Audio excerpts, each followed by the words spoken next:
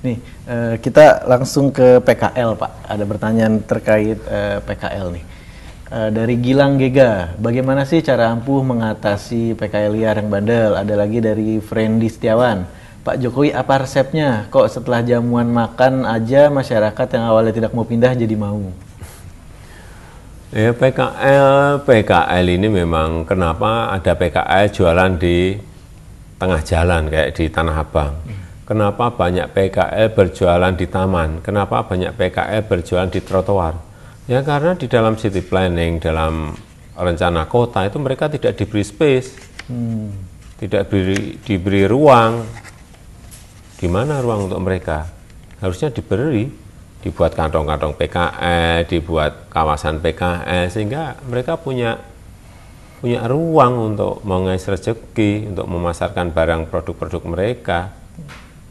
Kalau tidak ya kan seperti ini terus, sehingga mulai tahun ini kan sudah kita buat 23 pasar lokasi binaan untuk mereka. Di mana aja tuh, Pak?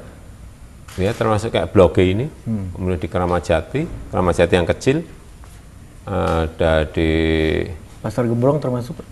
Gembrong belum, di Jakarta Barat juga ada beberapa, dan kawasan PKL seperti yang di Watahila, kantong PKL, ada kawasan PKL yang sekarang kaki lima night market itu juga memberikan sebuah ruang bagi usaha-usaha rumah tangga, usaha-usaha mikro, usaha-usaha kaki lima untuk diberikan ruang mengais rezeki. Masa yang diberi ruang hanya mall, hanya hipermarket, hanya supermarket, ya, mereka ada di mana ruangnya? Ini saya kira kewajiban kita melayani mereka. Sekarang ada tayangan, Pak. Ini dari pedagang asongan. Nah, harapan saya supaya asongan itu nggak kejar-kejar, supaya nggak tertib lah, nggak ditangkap satpam, pol pp. Tidak dikejar-kejar Satpol PP. Sebetulnya nggak ada lah dikejar-kejar kalau semuanya itu tertib dan berada pada tempat-tempat yang tidak mengganggu ya. Karena yang banyak memang sering sudah diberi tanda dilarang berjualan di situ.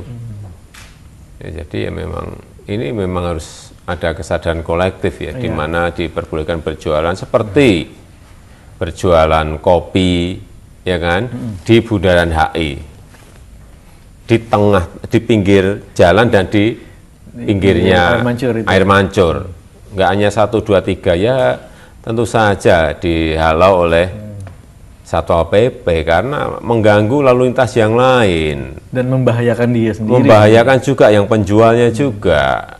Ini saya kira kalau semuanya punya kesadaran yang sama, saya kira nggak akan terjadi seperti itu. Kita ingin Jakarta ini tertib hukum dan tertib sosial, itu betul-betul semuanya kita bisa laksanakan. Kalau enggak ya kita akan seperti ini terus. Dan kita harus punya keberanian untuk mengatakan bahwa meskipun itu orang gede, meskipun itu wong cilik sama, keliru. Harus tertib hukum, semuanya harus sama. Oke, berkaitan dengan tertib sosial nih, Pak. Ada juga soal sosial seperti dari Hazard. Mengapa harus ada jam malam, Pak? Bukan jam malam, sekali lagi bukan jam malam. Kita hanya ingin